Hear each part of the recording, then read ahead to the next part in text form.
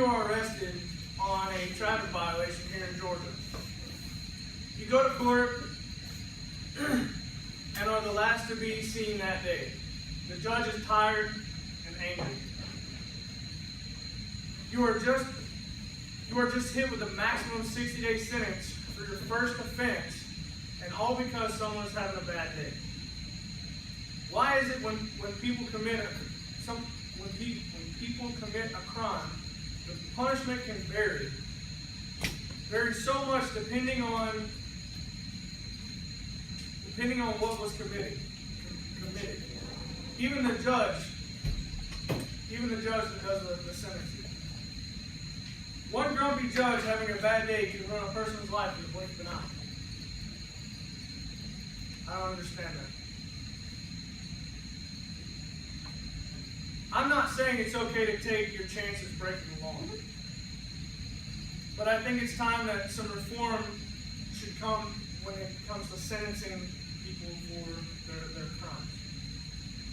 After researching the subject, I found that there are a lot of variables across the United States, across the country, on sentences such as drugs and murder by themselves. So many different variables. There are too many factors when considering punishments for crimes in the United States.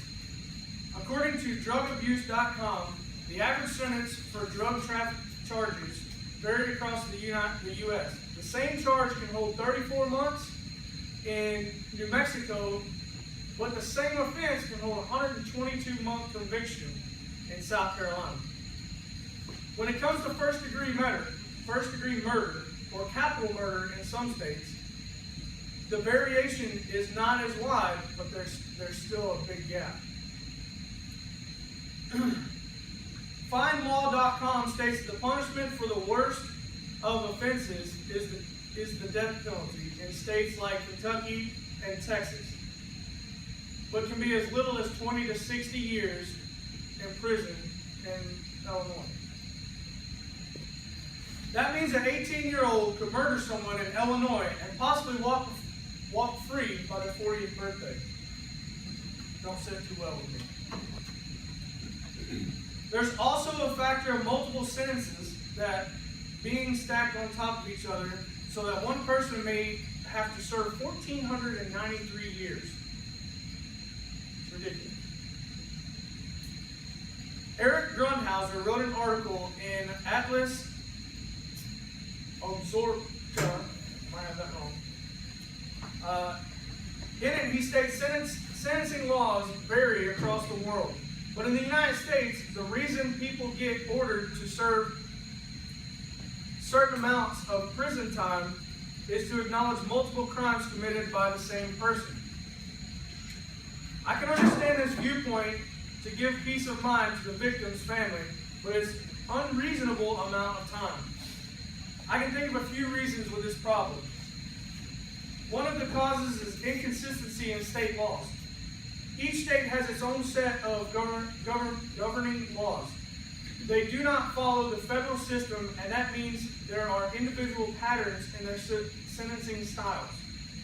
Judges are given sentencing freedom.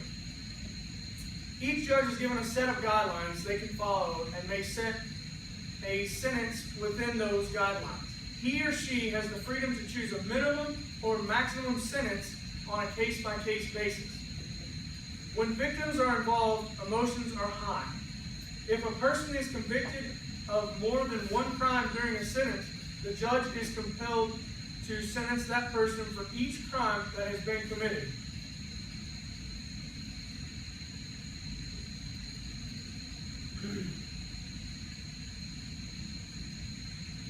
So that justice may be served for all. First, we need a national standard on sentencing. That's how we solve a major problem. This should be set by the federal government, stating each offense is punishable by law and federally mandated sentence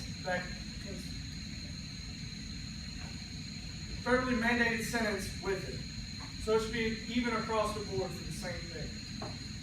For example, all capital murder charges should be punishable by the death penalty.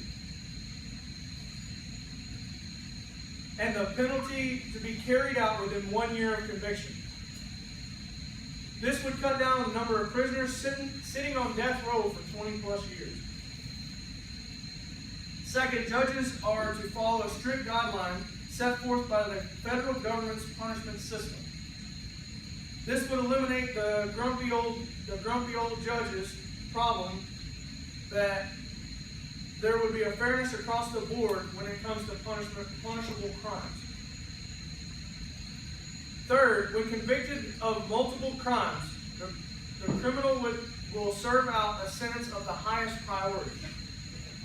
If a person had a misdemeanor traffic charge that carried out 30 days, a drug trafficking charge for 6 months, and a DWI charge for 1 year, the total time served should be only a year.